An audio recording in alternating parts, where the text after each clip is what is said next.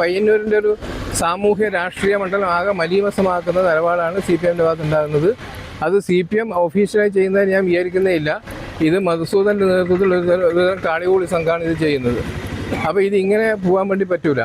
ഞാൻ പറയുന്നത് എന്താണെന്ന് പറഞ്ഞാൽ ഈ എല്ലാ കേസുകളെ സംബന്ധിച്ചും അന്വേഷിക്കണം. ഇതിലിപ്പോൾ 1-2 കേസുകൾ അന്വേഷിക്കണമെന്ന് മധുസൂദൻ ആളുകളും പറയുന്നുണ്ട്. 1-2 കേസല്ല, FIR ഇട്ട് എല്ലാ സംഭവങ്ങളും അന്വേഷിച്ച് അതിൽ കുറ്റവാളികളെ കണ്ടെത്തണം, അവരെ നിയമത്തിന് മുമ്പിൽ കൊണ്ടുവരണം, ശിക്ഷിക്കേണ്ടതാണെങ്കിൽ ശിക്ഷിക്കണം. ഇതാണ് വേണ്ടത്. അപ്പോൾ അതിനകത്തൊരു വിട്ടുവീഴ്ചയില്ല. ഞാനിപ്പോൾ ഇന്നിപ്പോൾ ഈ പരാതി അവിടെ CIക്ക് കൊടുത്തു.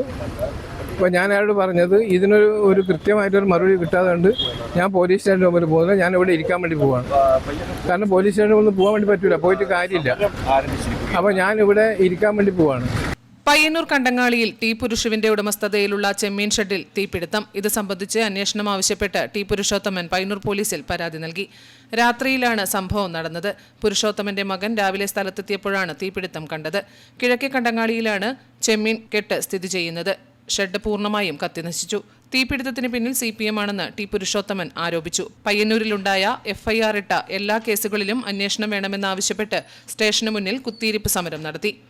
റൂറൽ SP മേൽനോട്ടത്തിൽ അന്വേഷണം നടത്തുമെന്ന ഉറപ്പിന്മേൽ പ്രതിഷേധ കുത്തിയിരിപ്പ് അവസാനിപ്പിച്ചു. Network news, Payyanur.